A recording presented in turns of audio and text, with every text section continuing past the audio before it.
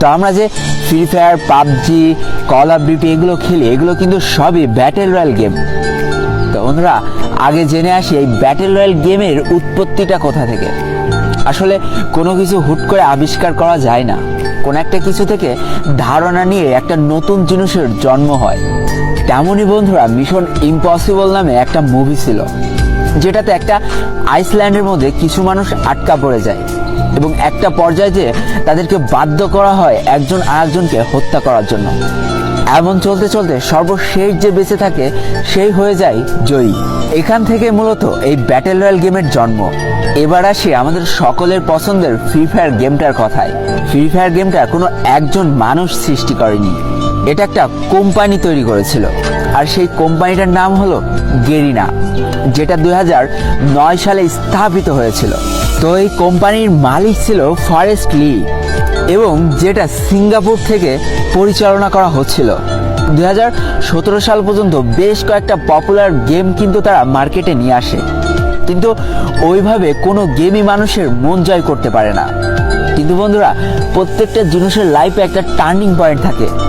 এই free fire গেমটা ছিল গেরিনা কোম্পানির লাইফের একটা টার্নিং পয়েন্ট। এবার চলো জেনে নিই এই ফ্রি ফায়ার গেমটা কিভাবে আবিষ্কার হলো।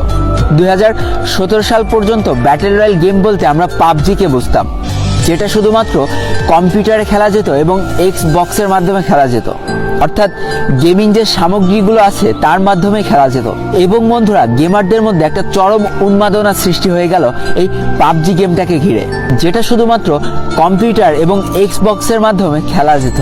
তো দেখো বন্ধুরা, আমরা আমাদের জীবনটা প্রতিনিয়ত আপগ্রেড করে থাকি। একটা সময় আমরা গেমিং বলতে খালি বুঝতাম কম্পিউটার এবং বিভিন্ন ভিডিও গেম সামগ্রী, কিন্তু যুগের সাথে তাল মিলিয়ে এই গেমারদের জীবনে আরও একটা নতুন সূচনা শুরু হলো, সেটা হচ্ছে মোবাইল গেমিং।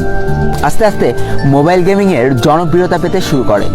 ঠিক এমন একটা পর্যায়ে এসে গেরিনা কোম্পানির মালিক ফরেস্ট লি, যে কিনা সিঙ্গাপুর থেকে বিলং করে, সে ভাবে যে কেমন হয় যদি মোবাইলে একটা ব্যাটেল রয়্যাল গেম চালু করা যায়। যেই কথা সেই কাজ। 2017 সাল থেকে শুরু হয় আমাদের এই ভালোবাসার গেমটা তৈরি করার কাজ। একটু একটু করে তৈরি করা হয় ফ্রি ফায়ার গেমটাকে। তো বন্ধুরা, তারা এমনভাবে গেমটা তৈরি করতে চেয়েছিল যেন প্রায় সব ফোনে এই গেমটা সাপোর্ট করে। তাই তো ভালো ফোন, খারাপ ফোন, সব ফোনে যাতে এই গেমটা খেলা যায় সেই চিন্তাকে মাথায় রেখে এই গেমটা তৈরি করার কাজ শুরু করে ফেলে।